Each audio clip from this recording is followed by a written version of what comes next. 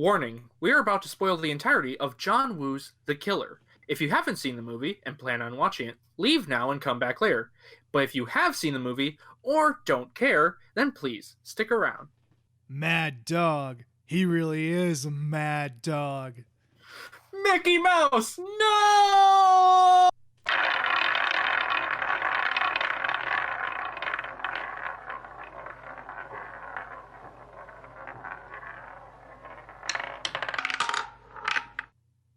Hello, review. Wow, my voice sounds terrible.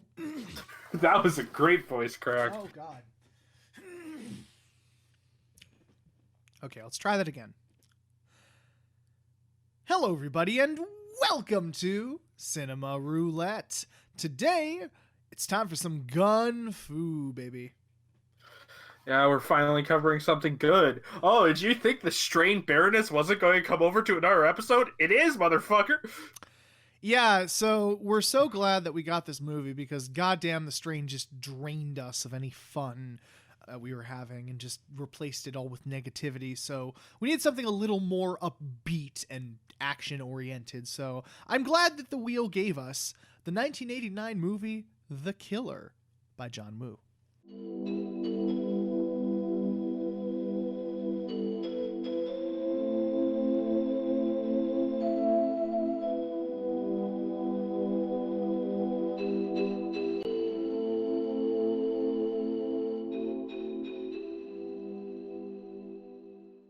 You know, I was going to want to do a slight opening joke of saying all the other movies that are named, like, The Killing, The Killers. There's probably Lady Killers. Oh, no, there's also The Killers, which was made during that weird time where it was, like, spy date movies. Oh, yeah, that was like when, like, Night and Day with Tom Cruise and all that came out. Yeah. Where just, like, 3 or 4 movies came out where people were dating spies. This really weird, specific subgenre, that's right. Yeah. I remember that. That was a thing that happened. Why was that a thing that happened? I have absolutely no idea. Oh, man. But yeah, The Killer. I saw this movie a long time ago. I want to say I was, like, freshman in high school? It's been that long. Maybe. Wow. Yeah, something like that. When did I start watching foreign movies? I forget. Well, fact of the matter is, you did watch it. Yeah, it was after I started getting into anime and my life went to ruins. But... Excuse me, your life got better. Don't you fucking lie to me. No, I'm living in 2020 now. This is not great. It has nothing to do with anime. It just has everything to do with the fact that we're living. It might all have to do with anime. You don't know how domino effect works. Doesn't fucking matter. Either way, anime has made my life way happier and way better. So, I don't know, man.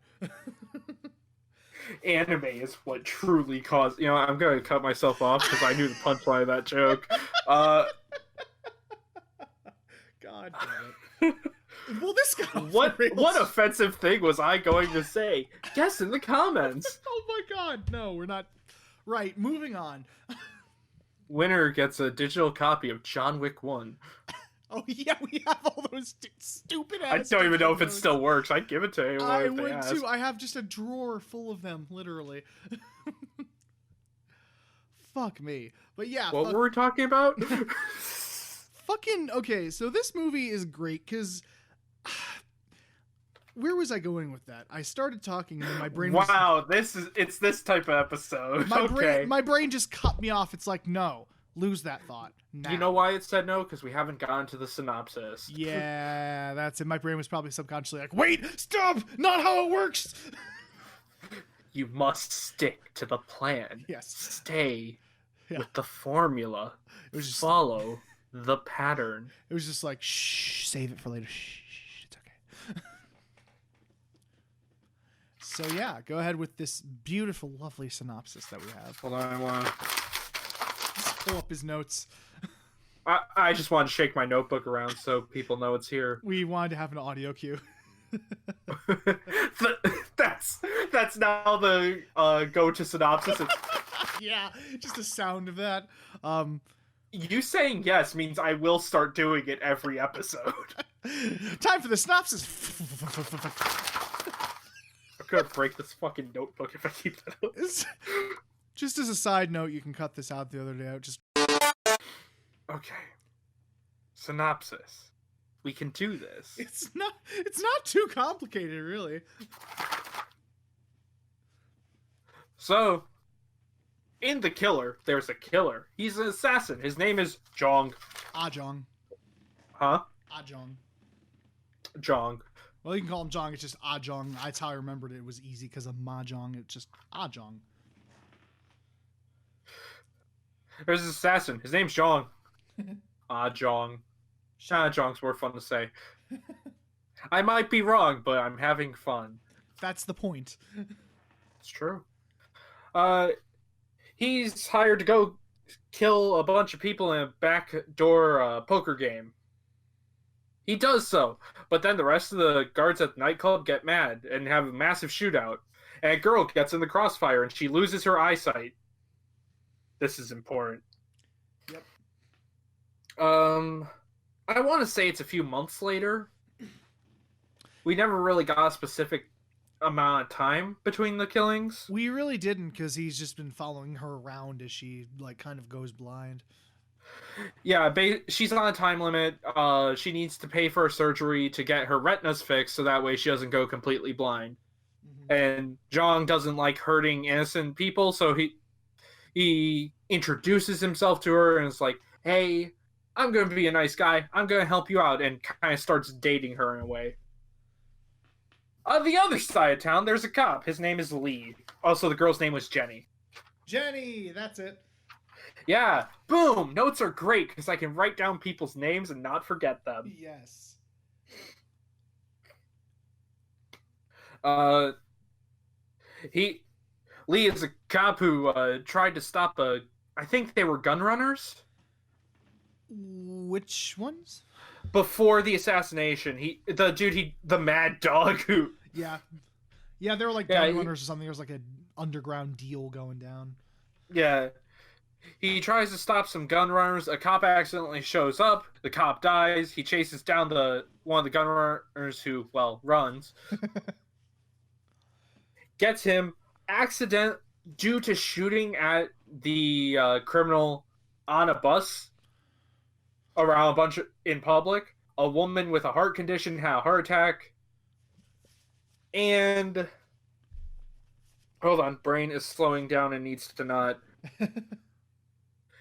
And his department is kind of like, we can fire you for this. And he's like, go ahead and try and fire me. I'm fucking badass. Yeah, he was basically like, would you have rather I waited and he shot the woman and had her die as well? Yeah, like the bastard he is. Anyway. So, Lee is given they're like, you're being watched, young fellow. And he's hired to go just protect some VIP who has mafia triad connections, not the mafia. This is China. Yes. And they're like, protect this guy, should be easy. Well, turns out Jong is also given one last job that will hopefully pay for Jenny's surgery, where it's like, hey, can you kill this guy who's head of the triads? Jong says okay. He kills the guy. Lee chases him. But where Jong runs to, it's actually a setup. So a bunch of the triads try to kill him. Well, okay, we don't know they're triads. They're just people. We assume they're triads. No, we just assume that he's been double-crossed. Then we find out it's the triads. Yes. And triads are also working with the police, but this kind of never comes up again now that I think about it. Yeah, that also kind of just never comes up because it's just the main plot point is now not only are the police after him, the triads are also after him. Yeah. So he has two factions trying to try and kill him. So Lee comes in shooting him as the triad assassins shoot at him. A little girl is hit. Jong kills all the assassins, and brings the girl to a hospital. Lee kind of realizes, hey, he's not that bad of a guy. Or at least he isn't the worst possible thing. But also Lee figures out Jenny is connected to him. They have a funny little quip battle as they both go to see Jenny. Jong gets away. Lee explains that Jong is an assassin to Jenny. They try to use Jenny to get Jong because, God, people love double-crossing this guy. Like, Jesus Christ. All the time, my God. I think even before this, he gets double-crossed in his home, but that's not really too plot important, other than we find out who's trying to kill him. Yeah. And it's the son of the triad guy Jong assassinated, because he wants to be head of the triads, but also wants to get rid of anyone who knows.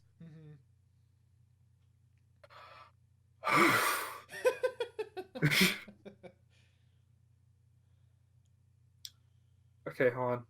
I lost a bit of track because I backtracked. Okay, they go to the airport,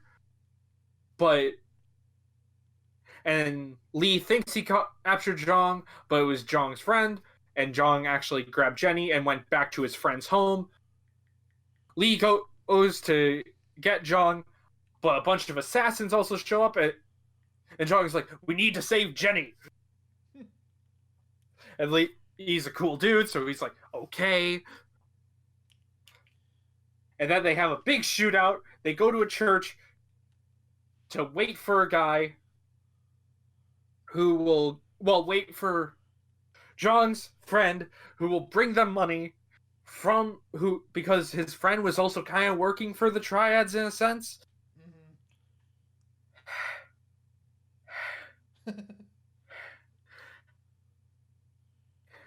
They're waiting for the money. His friend shows up, but his friend is basically near death because he just barely got out of there alive. And then all the triads attack. We shoot up the church. But during the final scuffle with the final bad guy, Jong gets Jenny has gone completely blind at this point. Jong gets shot in the eyes and also goes blind as the two try to crawl into each other's arms, but miss since they can't see. Well, he gets shot in the eyes and like a million times in the chest. Well, yeah, he's also been shot a lot. Because his last request was, if I die, give my corneas to Jenny, but he can't do that now because his eyes have also been shot out. Yeah, because somehow getting shot in the eyes doesn't instantly kill you. Yeah. I guess his eyes were so strong it stopped the bullet. So they were pretty good retinas, to be fair. So he's basically Superman. Yes. But Superman in Superhero the Movie with Drake Bell. Of course! I saw that movie. I'm sorry? I was young and I was like below 10 years old, so I laughed. Jeez. At least. Anyway, back on topic. The police finally show up, and the main bad guy who was having a shootout with Lee runs up to the cops and is like, "I surrender. I'll confess to all my crimes. You can just arrest me." He kneels down, and Lee just comes up behind him and coldly shoots him in the back. Yep, straight up just executes him. And then it's implied that he is arrested for killing a man who was surrendering. Yep. Isn't that rare?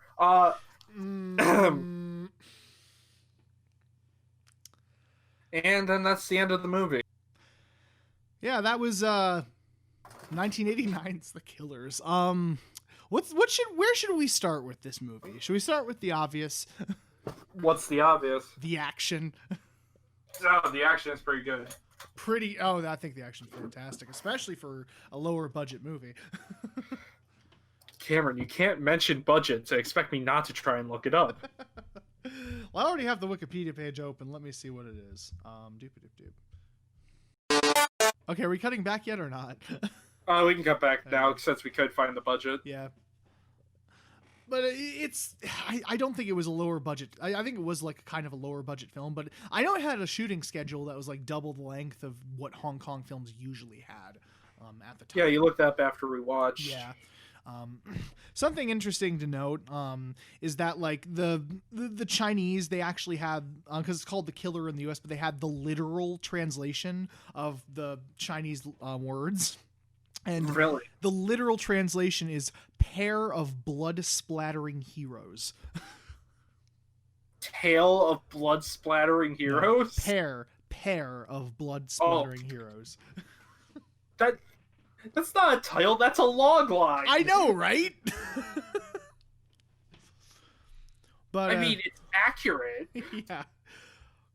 But yeah, the action scenes in this movie are goddamn fantastic. Classic John Woo right now, right there. Oh, just so many squibs and just Yeah. people going shake Amazing. side to side, getting riddled with bullets. So stylized and just so visceral too, because like they're shooting and like shit's blowing up behind them, like wood's splattering, shit's falling all over the place. And something Yeah, you always forget how it feels when guns have weight to them. Yes. Until you watch a movie like this or Hard Boiled, where there's dust and blood just everywhere. Mm-hmm. It's really cool. And people don't just get shot in this movie, they get shot over and over and over again.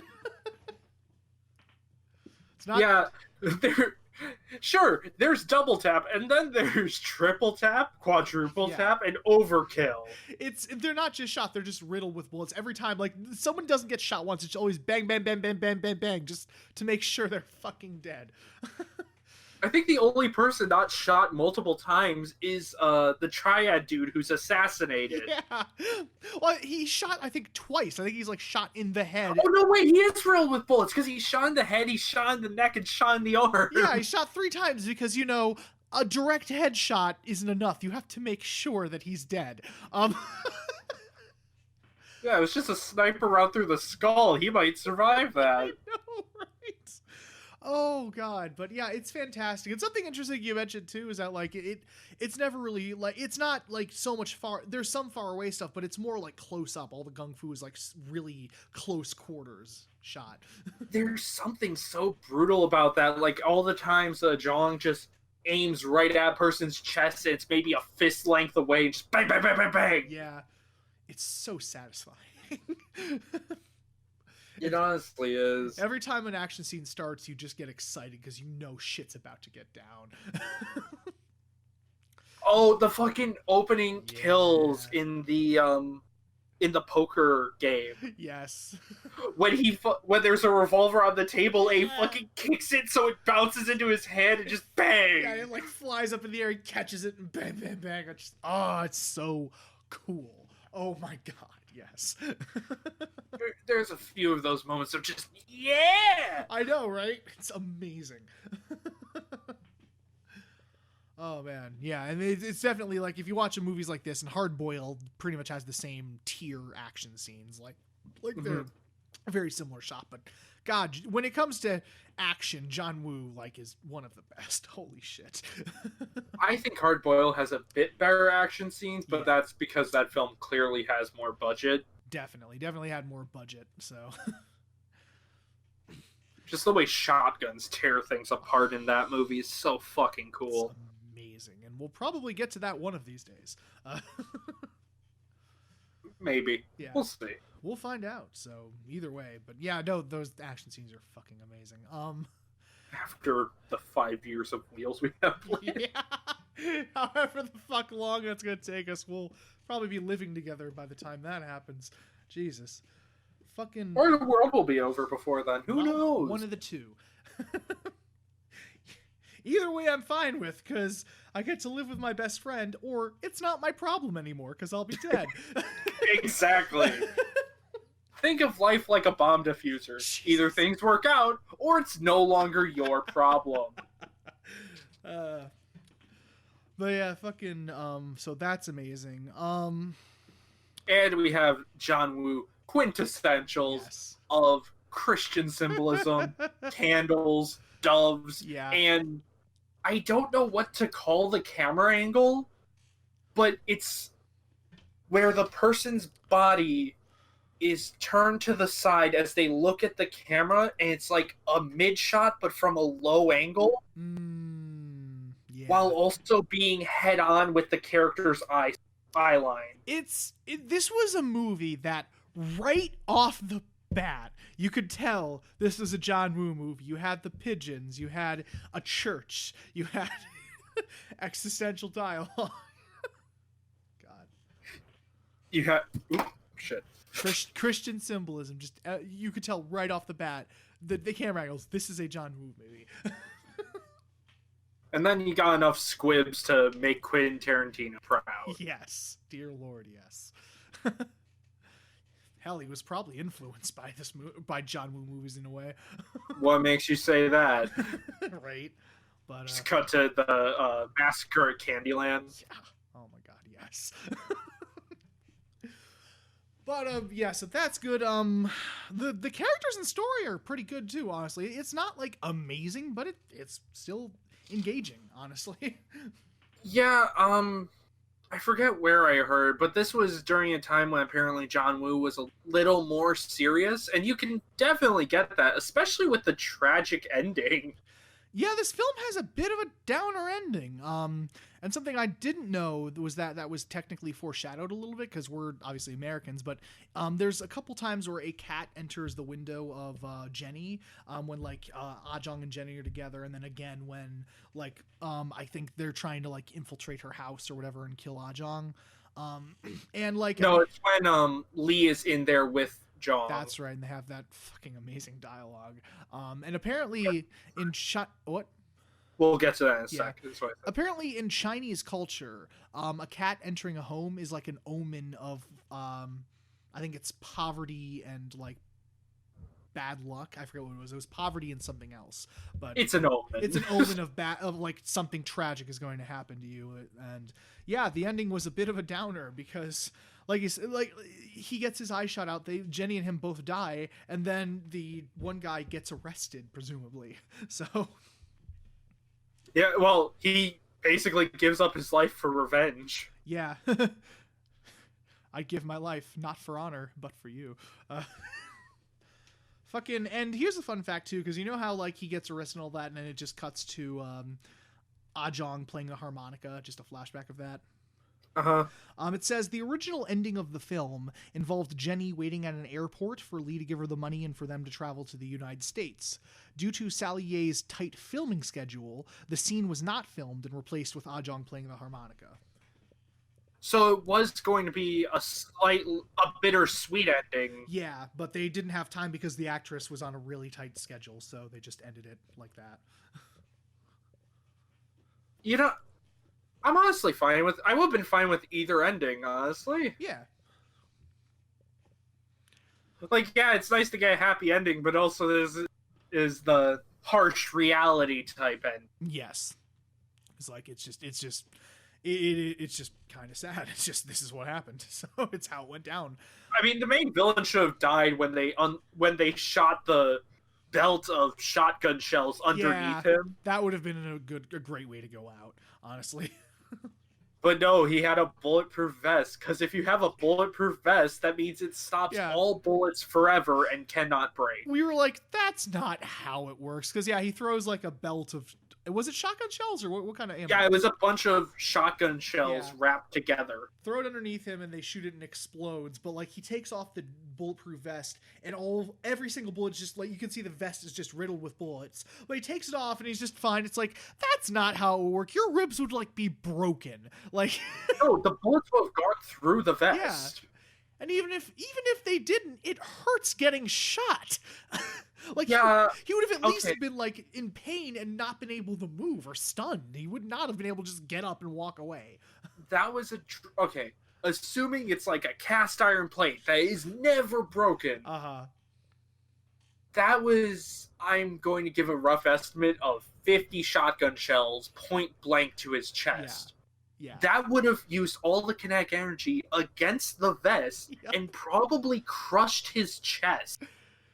And it's like, I know that this is a John Woo movie and it's not exactly accurate, but still, that's I can't really suspend my disbelief that much, I think. Don't stretch it even for this movie. At least bullets have killed people. Yes. It's like, oh, he has a bulletproof vest on. He's fine. No injuries or anything. Nah. A bulletproof vest which was shot in an earlier scene. Yeah, exactly. That too. The integrity's already compromised. That's a nitpick right there. A bit of a nitpick, we know, but still. Let me think here. And like I said, the characters are fine too. So they're actually really well acted. Who plays Jong? I forget his name. I have the article here. I'll pull it up real quick. But yeah, he in general always does a fantastic job. He does, because he's also Tequila in Hard Boiled. Yeah, he was also in Hard Boiled. Chow Yun-fat. Chow Yun-fat. Yeah, he's just a badass and has so much wit. Oh, yeah. It's great. And, like, The Killers, I think, was made in 1992 or something like that, a few years later. But even in this, because this is 89, his face just looks way younger, even when he was in Hard Boiled a few years later. Did you mean to say Hard Boiled in 1992? I think, yeah. You said The Killers. Sorry, my bad. Hard Boiled in 92, my bad. But yeah, like sequel where the assassin is now blind, but he's still killing people. Wouldn't that he's like fucking Daredevil or something? That would be amazing. Oh my god, I want it. John Woo's Daredevil? Yes, please. John Woo Daredevil, yeah. Instead of a cane, he uses guns for echolocation. Stop! I can only get so hard. That's amazing. Jesus. Oh, that'd be terrible. I know. Also, fun fact about Chow Yun-fat as well. At least let me make sure that's him. Yeah. Apparently the killer. John Woo had some trouble getting it off the bottom because A Better Tomorrow 2, which was a sequel to an earlier film that he did, the studio like really didn't like it, so they kept shooting down his ideas. And I know this is in the Wikipedia article, but it says. According to producer Terrence Chang, Sui Hark felt that John Woo ruined A Better Tomorrow 2 and asked Chang to fire Woo from the studio. When Chang refused, Hark began rejecting Woo's new film ideas, including ideas for films that would later be made, such as Bullet in the Head and Once a Thief. When Woo proposed the story of the killer to Sue Hark, it was denied. Hark's reaction was that nobody wants to see a film about a killer, or something like that, so the studio was actively trying to fuck him over. And it says, the killer was not able to be filmed until actor Chow Yun-fat stepped in and enlisted the company he was contracted with, Golden Princess Film, to fund part of the project. He had also worked previously with Woo on the two A Better Tomorrow films. So it was thanks to him that this movie was made as well. No one would want to see... I'm sorry, I'm more focused on the... No one would want to see a movie with a killer. That's your excuse? In the 80s? Yeah, there was no genre about killers then that was really popular. I know. It's just because they thought they didn't like his sequel, so they just kept trying to fuck him over and shoot him down for any old reason, is basically what happened. So this film kind of saved his career in a sense. Kinda, yeah. Cool. And it's thanks again to Chow Yun-fat that it was made in the first place, because he knew that, like, hey, I like this guy. John Woo's good, man. Thanks, Chow Yun-fat, for being badass as hell. Exactly. But yeah, he does a fantastic fucking job in this film. Everyone does. The police chief, Jenny, just everyone does a great job. Yeah, especially the fucking apartment scene where they're where Jenny is basically blind. Yeah. So, and Lee and Jong are holding guns to each other's heads while trying to have, like, a double meaning conversation as Jenny is in the room. Talk about, like, playing soccer, and they keep using soccer analogies. He's like, oh, well, he's like, are you saying that, like, we were just as good as each other at soccer or something like that? A wink. Yeah, I love dialogue like that. I don't know why. It always makes me smile. It's just kind of a funny setup always. It's a funny scene. Oh, that scene was hilarious too, because like they had the other guy trying to come in, and like they hold the guns to each other's head, and she comes in like, and they know she's blind, so like they like put the guns behind their arms and act like they're like giving each other a handshake or a bro hug or something, and she comes up and says, "Oh yeah, would you guys like some tea or something?" and blah blah blah. And they're just using all these double meanings while just basically holding a gun to each other. And then the other assassin tries to come in. It's like, "Oh no, it's fine. He's like the maintenance man or something like that." He's like, get out. It's a great scene. Yeah, the dialogue's great in this film. It's fast, it's weighty, and it's serious when it needs to be. Yes. Now, something that is worth bringing up, and I'll let you talk about this, is the dub that was made for it. Okay, so yes, I was a stupid kid, and I also watched the dub of this, and the dub is fucking hilarious. Because they changed the characters' nicknames. Because in this Chow Yun-fat, he's named Shrimphead, and Danny Lee calls him Abi, which roughly translates to like baby or kid. He's probably calling him like hey kid or something like that. But in the dubbed version, Ah Jong's nickname is changed to Mickey Mouse, and Danny Lee's is Dumbo. Yeah, so when Ajong is shot at the end, fucking Lee just shouts Mickey Mouse, but in an overdramatic fucking Godzilla level dub voice, and it's great. And did you say it was like Godzilla, where like the dub didn't really match the mouth either? Oh yeah, not at all. It's ridiculous. That also surprises me because of Suspiria, which we covered way back, but isn't that like 60s or 70s? Yeah, it was 1977, and the dub in that is ridiculously good. If you didn't tell me it was dubbed, it would, besides like 2 characters I remember. Yeah. It was pretty hard to tell. Yeah, because it was an Italian film from the 70s, and I think that's just how good of a director Dario Argento was, I think.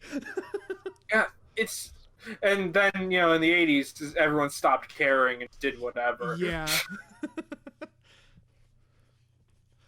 But yeah, just this screaming of Mickey Mouse in a dramatic, serious tone is the funniest fucking thing to me. God, and at the end we still get a little bit of that where he like kneels on the ground and he's like, shrimp head! If I have the clip, I'll play it, but we had a subbed version. Yeah. Oh, Lord. So, yeah. If you've already seen the movie in a serious capacity and want to check that out, I'd say go ahead and do that if you want some laughs. I also suggest watching Hard Boiled dubbed. It's also hilarious.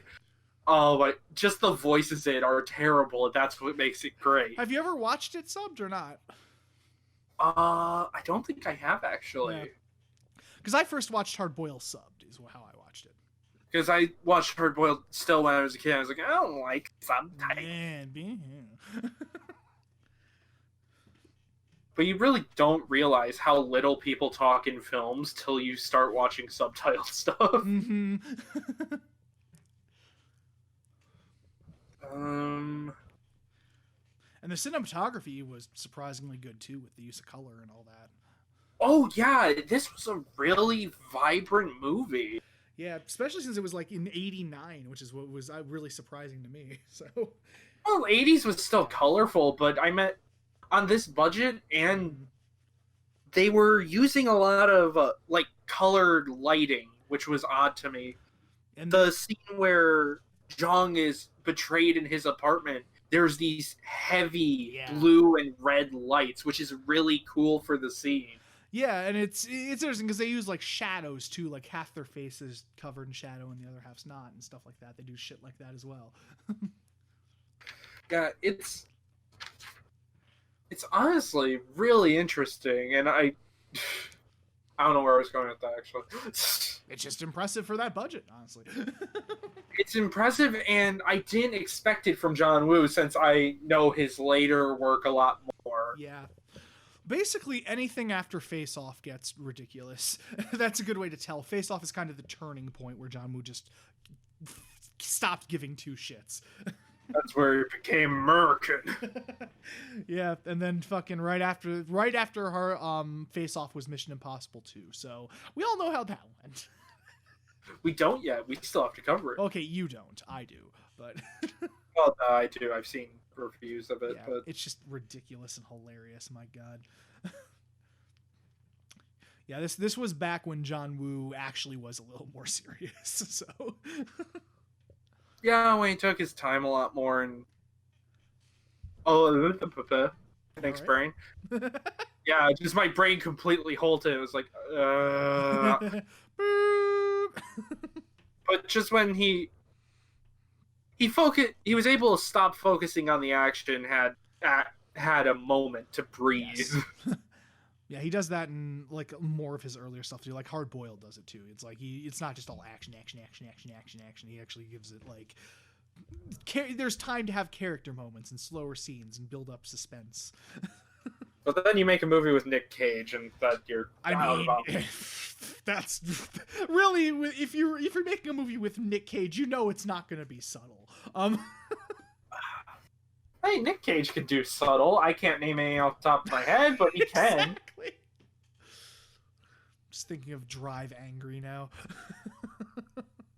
God. Bad Lieutenant? Bad Lieutenant, Port of Call, yeah, New Orleans. I guess I'll go with that. Well, he was in the sequel to Bad Lieutenant. He wasn't in the first one. He was in the sequel. Shut up. I'm just saying. That's not me being fucking, like, pedantic. That's just literally he was not in the first movie. He's not in the first movie. I'm dead. Cameron is daddy.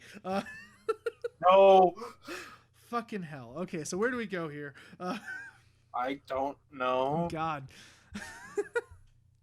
Trying to keep us on track here, and I can't think of much else. Yeah, this is still a simple film. It was also a nice relaxer after watching. It was weird to see people talk like people after watching The Strain. I know, right? After watching what's clearly a modern American television series, we needed this. Wait, let's just say that, put it that way, we needed this after The Strain.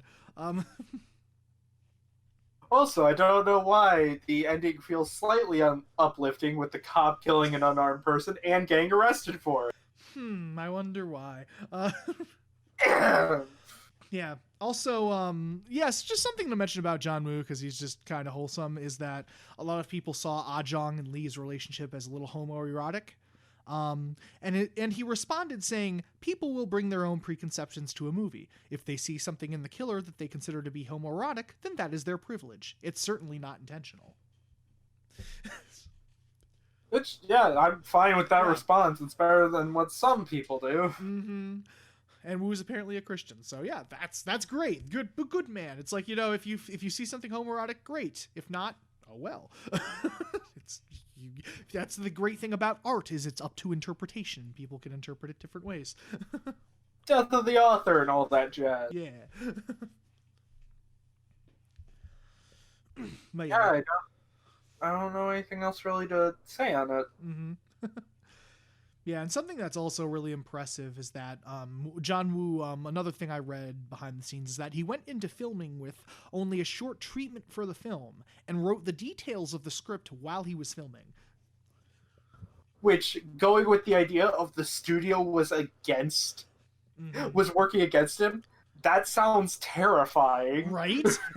Well, no, he switched studios, that's what I was saying. Chow Yun-fat got his own studio to finance it instead of the other studio.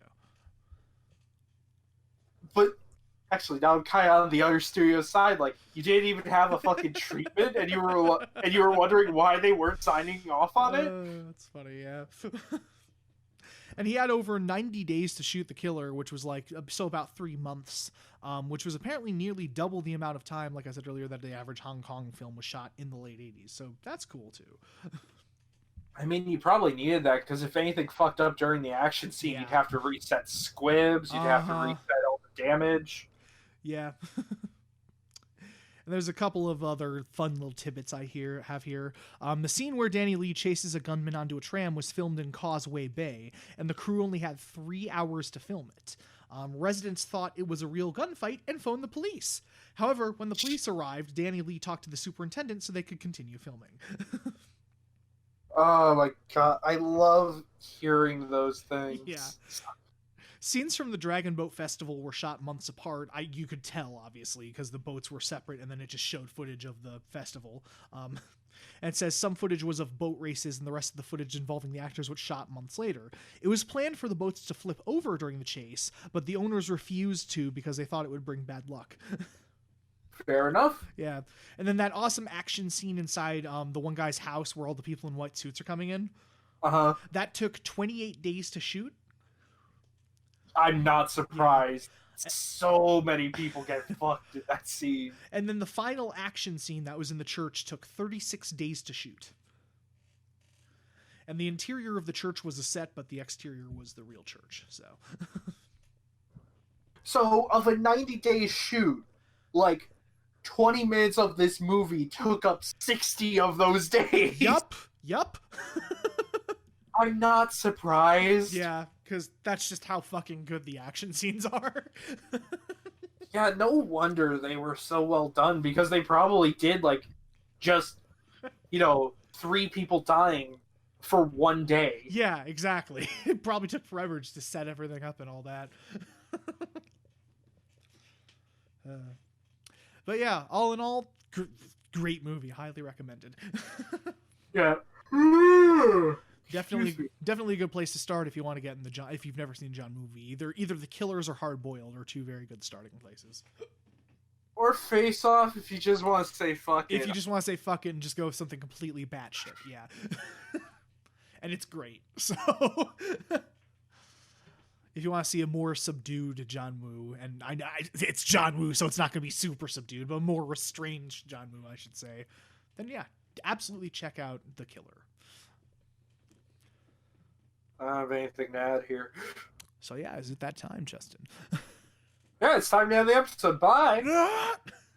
It's gonna be time to spin the wheel. Woohoo! It's been so long. It's been a while.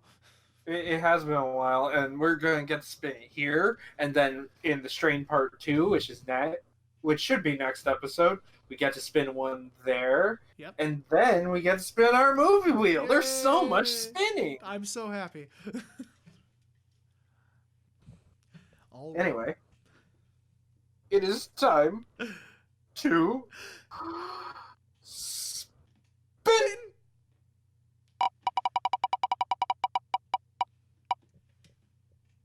Okay. What do we get? Well, see, I don't know how this film's going to turn out. It's Enemy. This is another Cinefix Picks. Yeah, this is one that I think neither of us have seen, right? Neither of us have seen. It's by the same director who did Blade Runner 2049. Oh, okay, Dennis Villeneuve. Okay. Yes. Also, this, I don't think I mentioned it in this episode. The Killer was a Cinefix Picks. Yeah. I'm pretty sure it was from the top 10 shootout list. Oh, okay. Hell yeah.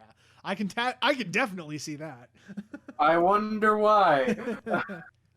Yeah, so next we get Enemy with Jake Gyllenhaal. Is it Gyllenhaal or Gyllenhaal? Gyllenhaal. You're right. It's Gyllenhaal.